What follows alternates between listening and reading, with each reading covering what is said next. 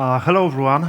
First of all, I want to say a big thank you for being here today with me, especially knowing that like in a few hours we're going to have a party, so probably most of you think about grabbing a beers with friends.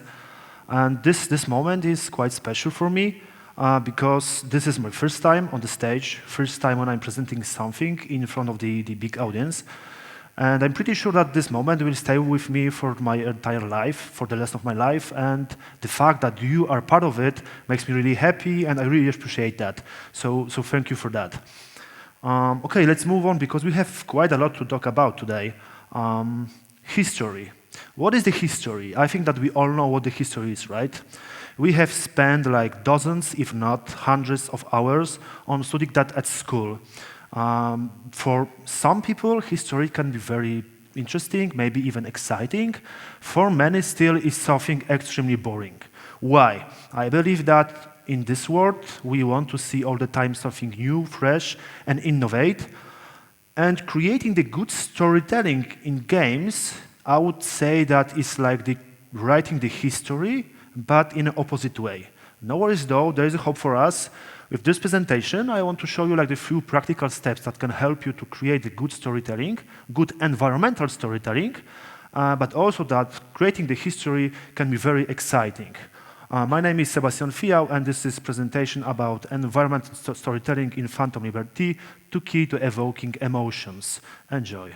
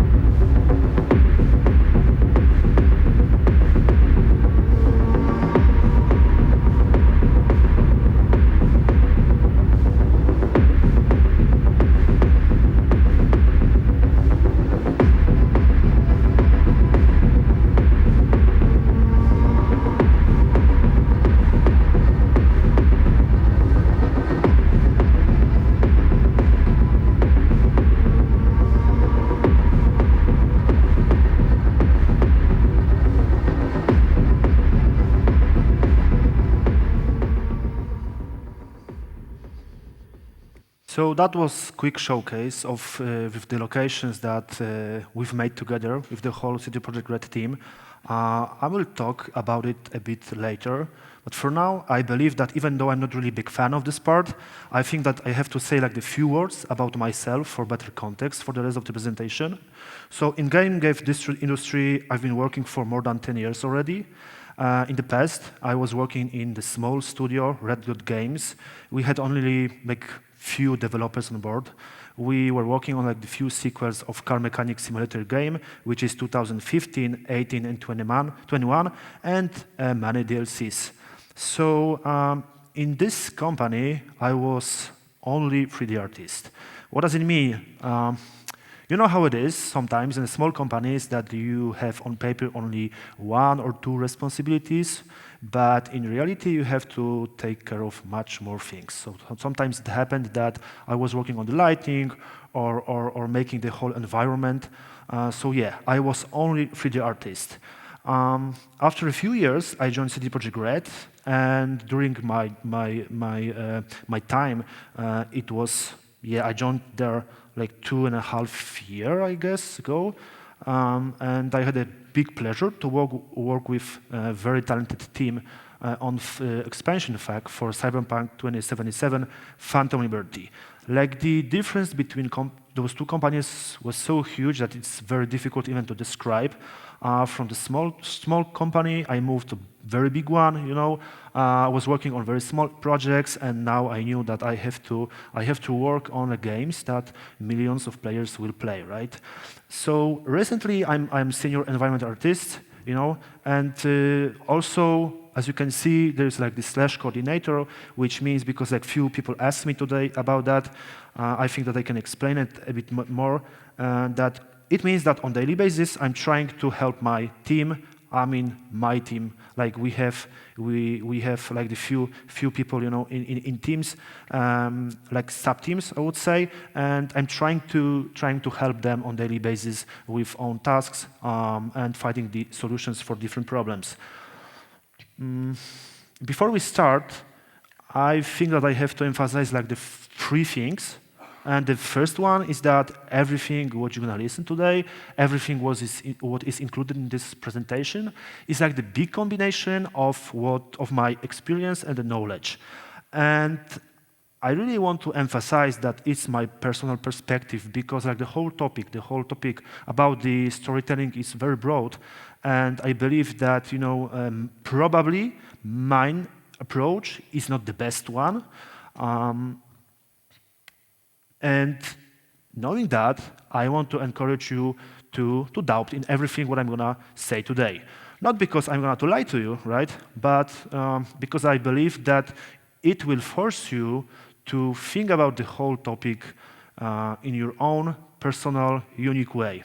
And this is the goal of this presentation, actually, not to show you like only the steps that you have to follow, but to start to think about the storytelling in a more deep way. And also the third thing is that spoilers. It's inevitable. It will happen because we're going to talk about a few locations from Phantom Liberty. So sorry, especially to those who haven't played the game. It will happen. Not too much, but still. So like Johnny Silverhand used to say, we have a city to burn. When I joined CD Projekt, I knew that we have a district to create. And as you may know, in the Phantom Liberty, there was one very unique place called Dogtown. The history of the Dogtown is, I would say, very rich, very interesting. The initial idea was that this place should be the district with many, fancy buildings. So many investors decided to invest own money to create, fabulous, big, fancy and rich buildings. That's why you could see on the showcase so many, and on the screenshots, so many unfinished buildings, like casinos, like clubs, hotels, and so on. So one of the things that we knew that we have to cover in a good way was like art side, right? It has to work, like composition, level of details, everything should work, right? We knew that we wanted to push the bar higher a bit after the base game, but it was quite obvious, right? Another thing was that we really wanted to help the rest of the team with achieving this very high level of immersion. And to do that, we decided to use one of the tools that we had in our hands. And this is storytelling. We decided to create the city in a way that every single corner is telling sometimes unique, sometimes just a story, And because I use this word quite often, what is the storytelling, like in general? And why I decided to point out environmental part of it, not just the storytelling. So many times when I'm speaking with developers from these different disciplines, they all understand the storytelling term like in a bit different way. And I think it's because like their own perspective is based on own expertise, own skills, and the area of interest. And I decided to focus today on environmental part of it because it was part of our job every day, right? I believe that storytelling, the environmental storytelling is definitely not the key to achieve the immersion in a game. is very important part of it, but it's like in a machine. We have like many tools, we have many parts, and everything has to work. And environmental part of it is only one of those. So I would lie if I say that to have this part of the storytelling in a good shape in your game is enough. It's not. And because I also used like this interesting word immersion a few times, maybe let's focus for a second on that. If I have to describe what is immersion, in my opinion, is that the situation when between you and a game there is no space. I mean, you are in the game. You feel that you are in a game. There is nothing around you. Nothing matters, there's only you and a game. You feel like you are in a game. You feel the same emotions as a main character. And having this high level of immersion, it was one of our goals while creating the Phantom Liberty. So, as you may know, in Cyberpunk 2077, we have many unique things, like guns, perks, also locations. And one of the things that we wanted to have during the production was to have very unique names for locations, so we all know what we are talking about, right? And it was the same in that case. I decided to name this location Basement. Yeah, I know it's very unique, but it worked, like everyone knew what we are talking about, so yeah, it worked. Basement is one of the quest locations. I'm saying that it's quest location because it's quite important, and we're going to use it in this presentation. So please keep in mind that. So basement is like the location that you cannot, as a player, you cannot enter before and after the quest. It's possible that player can explore this place only during the quest. So we knew before we started to work on this location, like together with the team, that we want to emphasize like few, let's say, elements of the story and evoke some emotions in the player, right?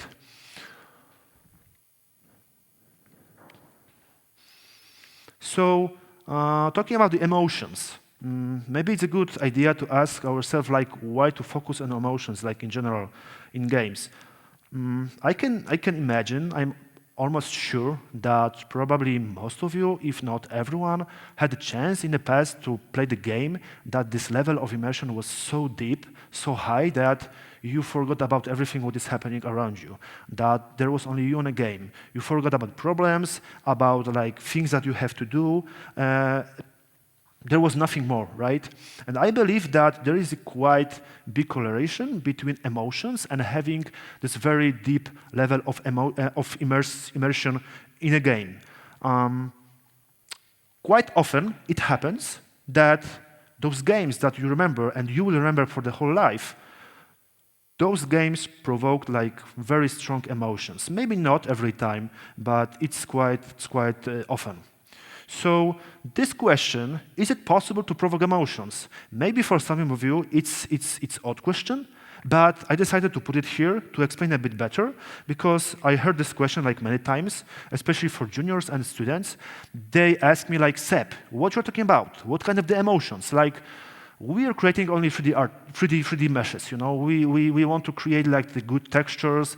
We want to know how to optimize it and put into the engine, that's all. What emotions, what you're talking about, So let me tell you something. If we have so many great, painters that can make so beautiful paintings, we have, great composers that they can create like, amazing, beautiful music and soundtracks that can actually provoke some kind of very strong emotions in you, I don't see a point to think that you cannot do that, knowing that you have many tools in your hands, many people around you who can help you with that, and a lot of time, right?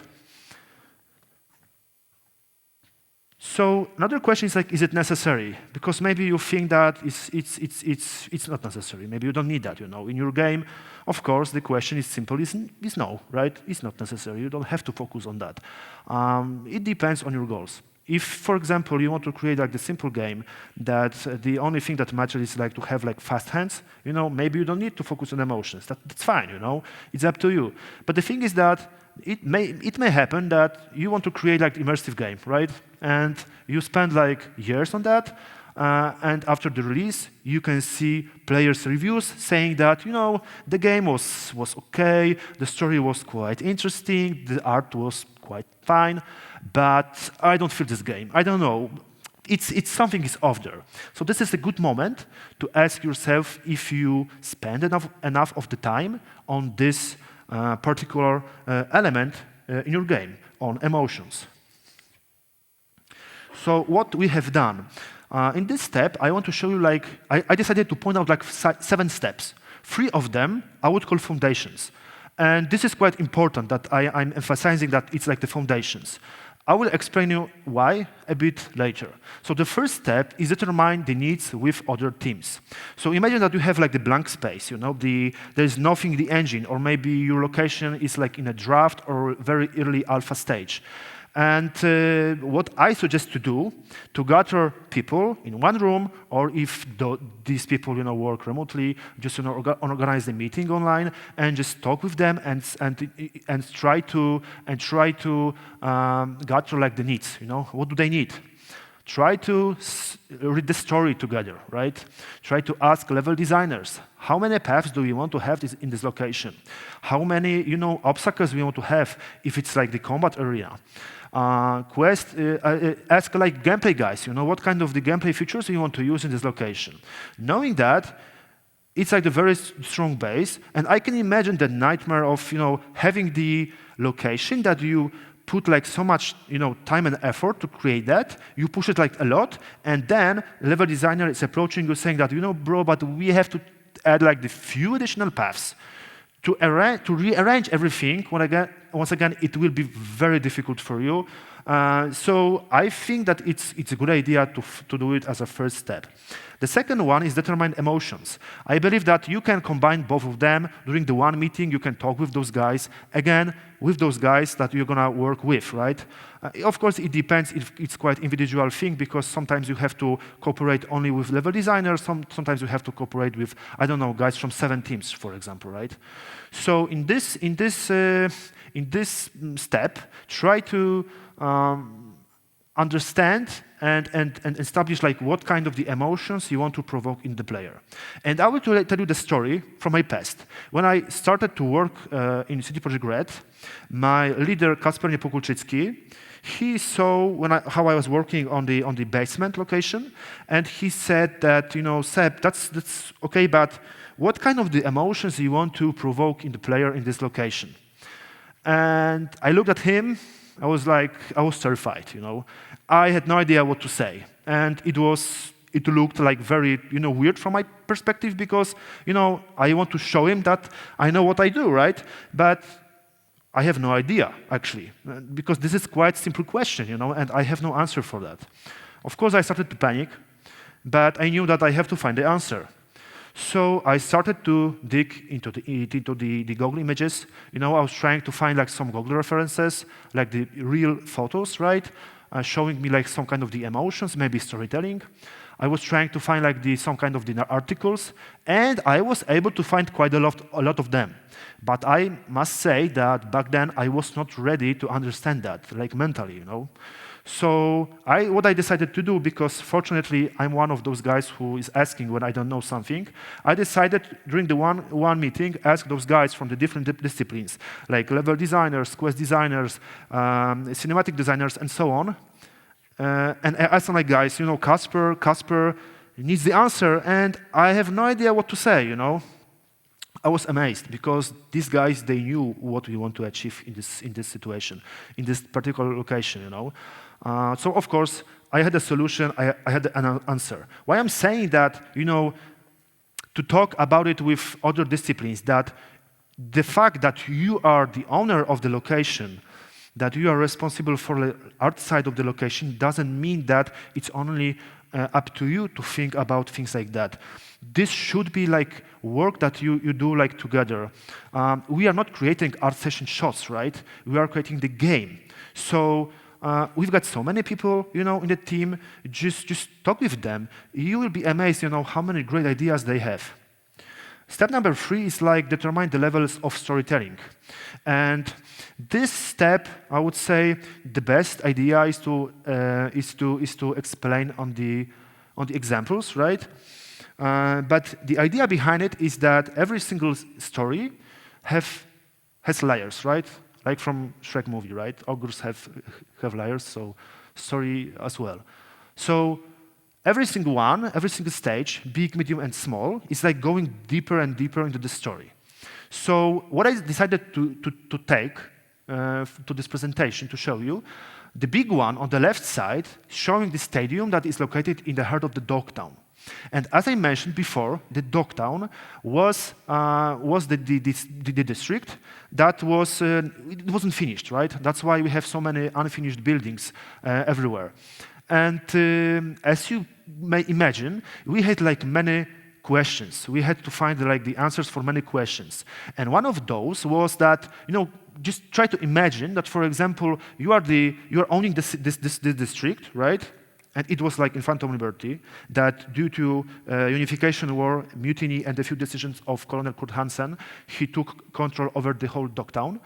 He's trying to show those people, that, Dogtown is a good place to live, right? But in place like that, you have to have some kind of infrastructure, right? But wait a second, this place is not finished, so probably infrastructure is almost not ready, right? So one of the questions was, okay, so we've got like many people living there. What kind of source of electricity we're gonna provide, So we decided to put like the one cargo ship, that fell down in the middle of the stadium. And this blue thingy that you can see in the middle is like still working engine. Those cables that's coming from the ship is like selling the idea in general that we use this engine as a source of the power, And the small one is that in various places you can see the yellow cable providing the electricity to many places, in the Dogtown. So as you can see, every single history have layers, right? And it was the same case with the finding the answer for where the electricity comes from. And like all of those steps, 3 steps, like I said, I would call the foundations. So going further, step number 4 is I got references. So typical work, right? I think that we all know what's there. If you want to create like the location that looks like the restaurant, for example, or the kitchen, right? Try to find like real photos, right, from the Google Images. It's for free. It's a very powerful tool. Just use it.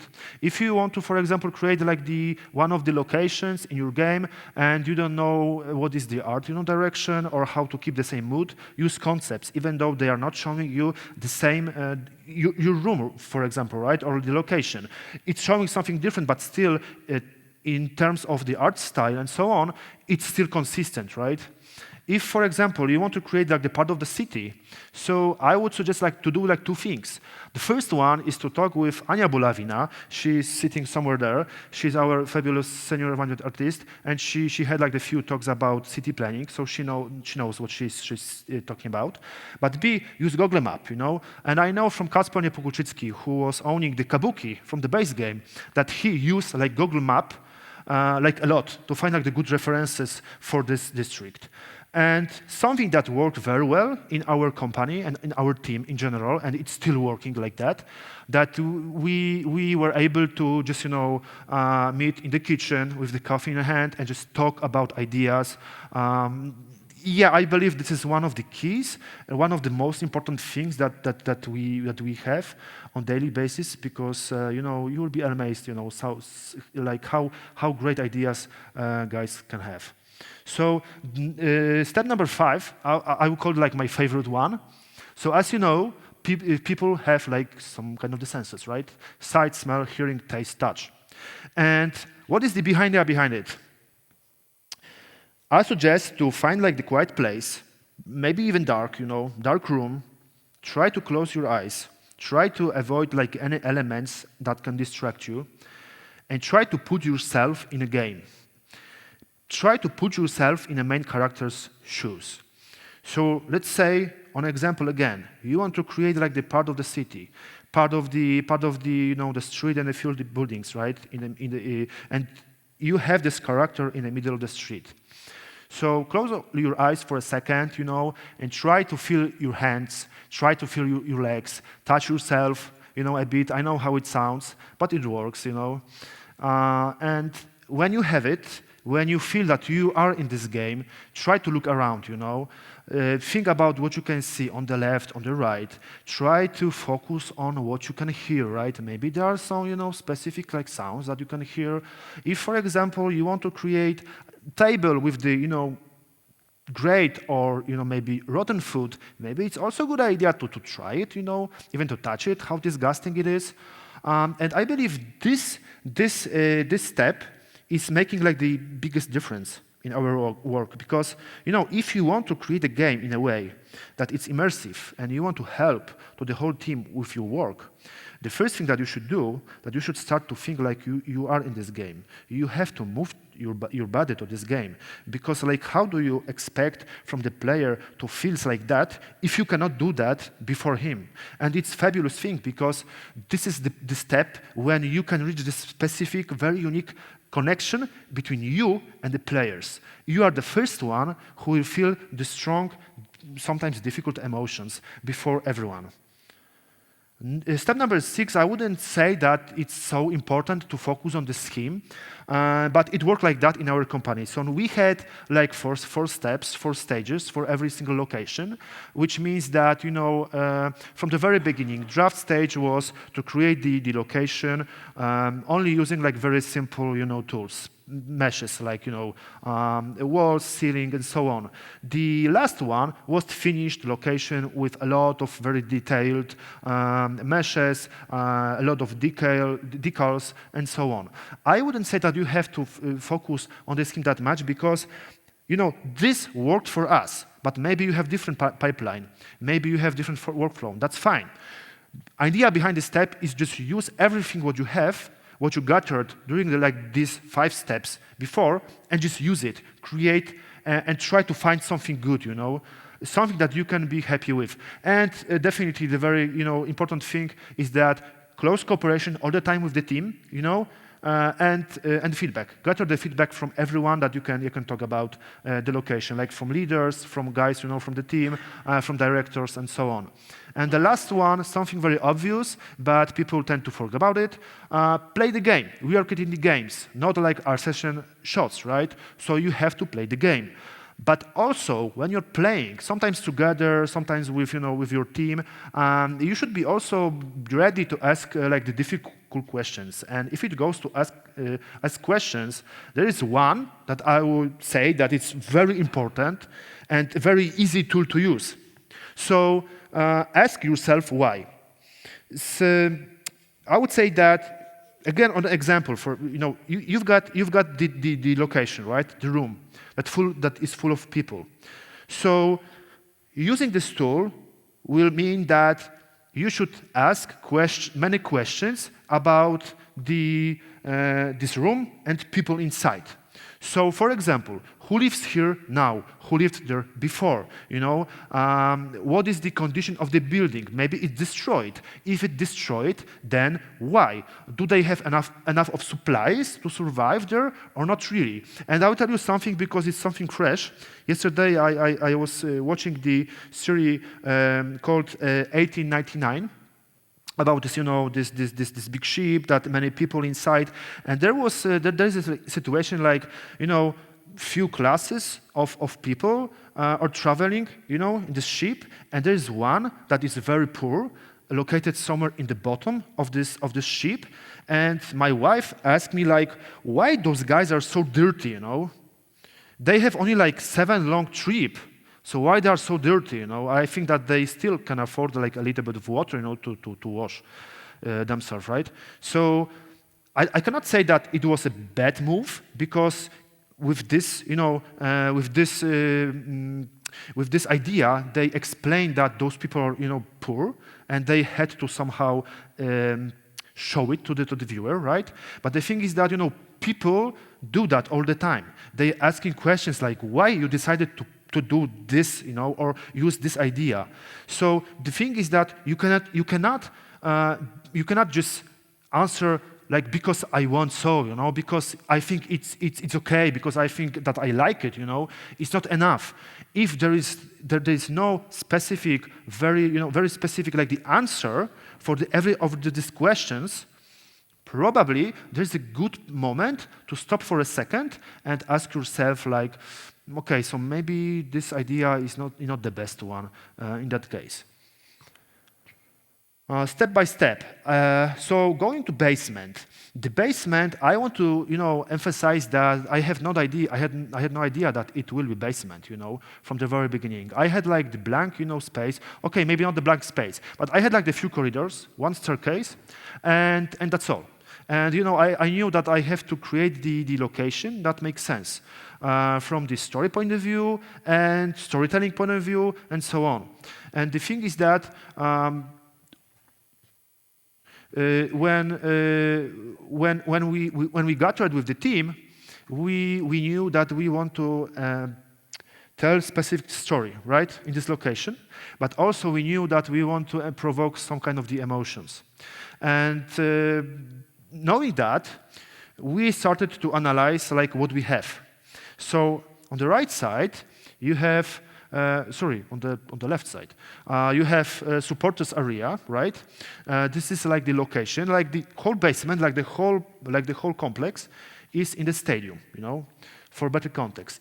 It's in the stadium. So on the left side, we have an area that is designed for supporters. In this area, we have quite huge, I would say, challenging combat.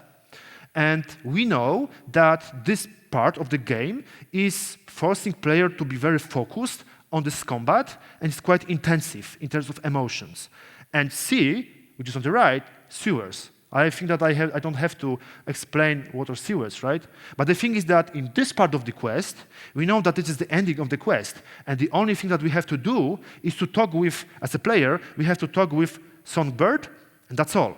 So we have very opposite, in terms of like the design and the story and emotions things, totally opposite, right? So we knew that we cannot make this, part in the middle like that player has like very huge combat, and then it's like bam, everything is calm, right? So we decided to use the space as a natural blending in terms of the emotions and the story.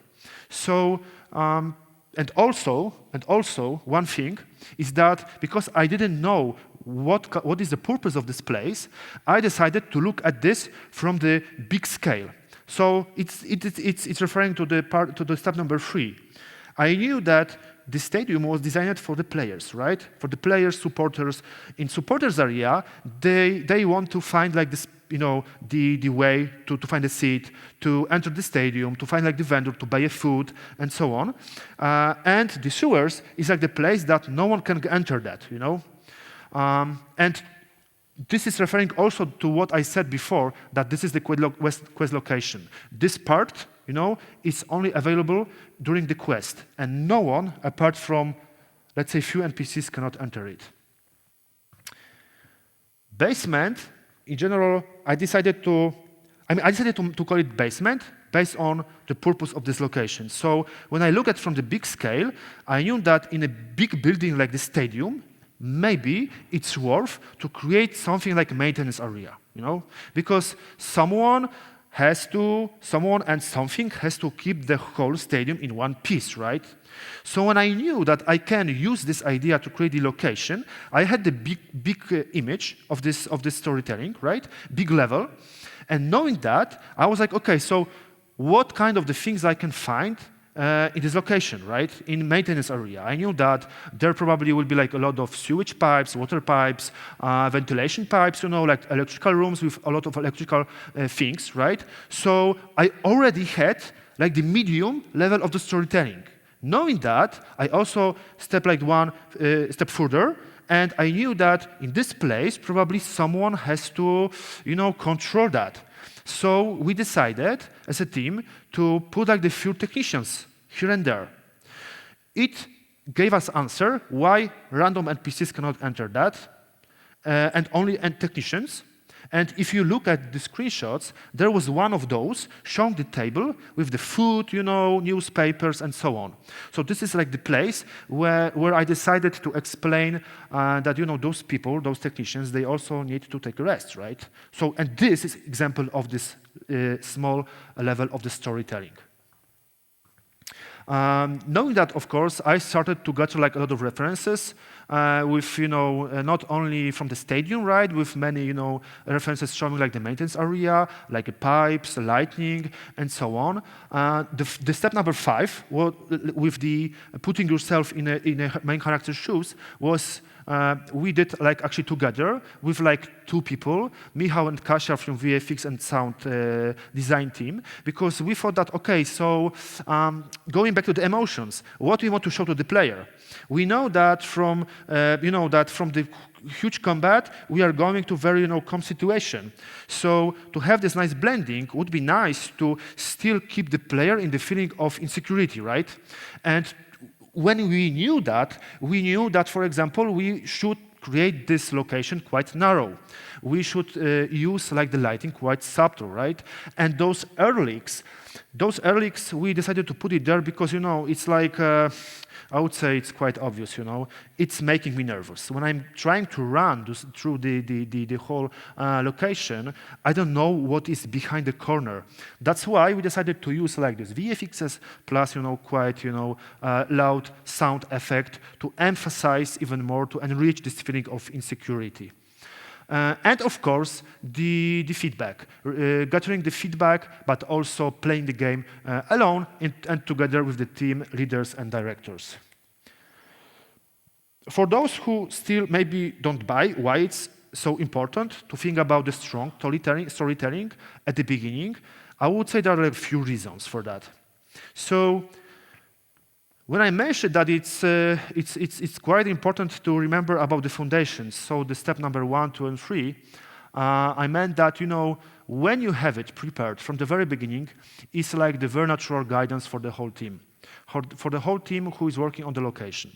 Because if, for example, you create the scene, the location, and this location, you have the vision, and you're going somewhere in the one direction, but you didn't talk with, for example, lighting artist. He's going somewhere, in other direction, somewhere there. It's very difficult to find like the one, common spot, right? So knowing that, what is our goal, knowing that what is our story that we want to tell to the player, you will avoid a situation when you will spend like hours on meetings together with the team, trying to catch the same idea. So you will save a lot of time. Also, something I see very often, mostly on ArtStation, is that people sometimes do not think about the storytelling in the locations, and they put like things like in very random way. And this is referring to the question why. If you have the answer for this question, why, who, when, and so on, there is no space for randomness and artificial look, because sometimes it is like that. You can put something in the location, like the mesh that you like, because it's great, because it's beautiful, right? But the question is like why you decided to put it there. If there's no explanation for that, and you decided to keep it like that, there's a big chance that this feeling of randomness will stay. And this one, I feel that it's quite harsh. But when I think about myself from the past, when I was 3D artist and I was producing the meshes, like many meshes every day, I cannot perceive myself as an artist, because there is no space for emotions in all of that, I believe that everything changed when I joined CD Projekt Red, when I was starting to think about that. And this is like the big difference between, I don't know, me working in a factory, right? Creating some kind of tools, but me in creating the art that can touch, somehow people like deeply, like emotionally deeply, right? Squat. This is one of the locations. I had like a few of them, but unfortunately I had to cut like the presentation a bit. But I decided to show you this one. This is the location that President Myers is using to hide right after the crash. This location is made by Jay, our senior environment artist. And in this place, there is one room. I can imagine that you know what room it is. The idea was to put there like the restroom, and I remember when Jay was about to start to work on this location, I asked him like, okay, but Jay, what kind of the story you want to tell with this location, you know, with this room? And you know, this is the toilet, right? So what you can do, you have to make it disgusting, right? So Jay did that. He used like a lot of great, you know, solutions here, scratched walls, like this, you know, dirty brownie-looking decals in the corners. And believe me or not, that after like 2 or 3 days after the release, Jay sent me the link to the recording on the Switch platform. That was lady was playing, like the streamer lady was playing this part of the quest, and she wanted to explore the area a bit. And she saw that there are open doors, you know. She approached that room. She stopped at the threshold. She looked around, and she was like, "No, I'm not gonna do that. I'm not going there," you know. And I would, in game, of course, you know, I would step on this thing on the corner. But you know what it tells me that, you know, everything what she saw on the screen has so big influence on her, you know, senses, that even though it was just flat, you know, image, she didn't want to go there. So I think this is one of the best examples of the good storytelling that can touch you, you know, like deeply from Phantom Liberty. So sometimes it happens that you know what are the steps, right? And you don't know what to do next because you feel that you're stuck, you know? Yeah, it happens sometimes. It also happened to me. So the first thing is like why I was emphasizing so much the word foundations, that I believe that very often when you don't know what to do, knowing what are the foundations, so the step number 1, 2, and 3, the answer is there. You just have to, you know, go back to it, maybe talk with him once again, but talk about like needs and the goal, right? Another thing is that, you know, again, very important thing, and it works perfectly in CD Projekt Red, discuss with your teammates, you know, because maybe you know, before you do like maybe before you spend like, you know, few hours on creating something, it's good to ask, you know, like your guys from the team, if it's a good idea to go this direction or maybe not necessary. Ask yourself why. Quite easy to verify if the idea makes sense. Put yourself in the main character's shoes. You know, I believe is that behind this step, this one big, you know, good thing is coming from it, because we all have very unique life experience. If you're gonna use it, if you're gonna use your senses, your experience from your life, from the past, right? You will unblock like the huge library of ideas. And I hope I will not start the storm with that, especially that I'm not that into AI, and I'm not an expert, for sure. But we know how it is with AI, right? Like many months ago, we laughed that AI cannot handle how to generate like the fingers. And like few weeks ago, I saw advertisement on the TV that was fully generated by AI. And I'm not saying that this is the perfect solution for everything, you know, when you're trying to fight with AI. But, you know, I believe that there is one thing, that one difference between us, you know, humans and PCs, that, you know, PC cannot understand like the human emotions, you know. It's like too complicated. And, you know, I know that sometimes, you know, PCs are not working well, but can you know how it is? Sometimes you can make your wife or husband, you know, angry so fast. Not sure if AI can do that, you know. So yeah, I think that I didn't have a chance to do it like officially, I want to say big thank you to our art directors, Jakub Knapik and Paweł Mielniczuk, but also environment art director, Kacper Niepokulczycki, but also the whole CD Projekt Red team. As you know, we did it together, and it was, great story, together, and I'm really happy that I was a part of it. So thank you very much, guys. And thank you for being here with me today. Please do not look at this because I just realized that it's like full of mistakes. So, but some people from CD Projekt Red they want to speak about a few interesting things. They know what they're talking about. So yeah, I encourage you to check it. Thank you very much. And I think we have some time for questions.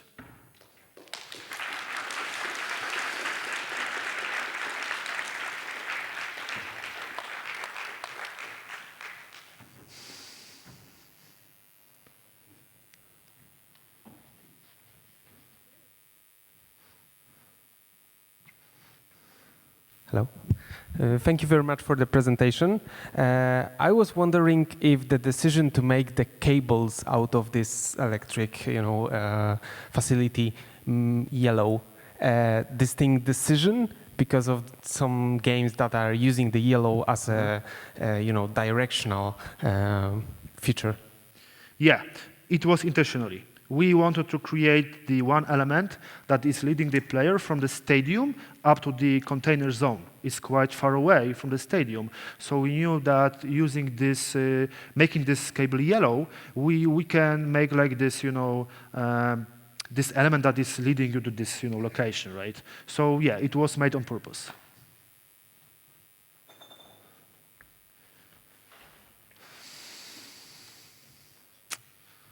Okay. One question. I think it's still good. Any questions?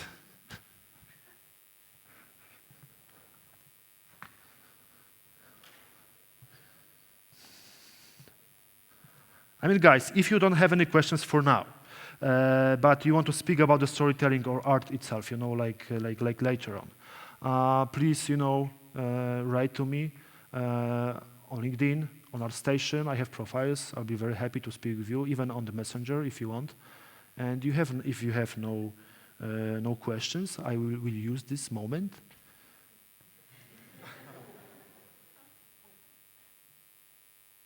Thank you very much. And have a great party.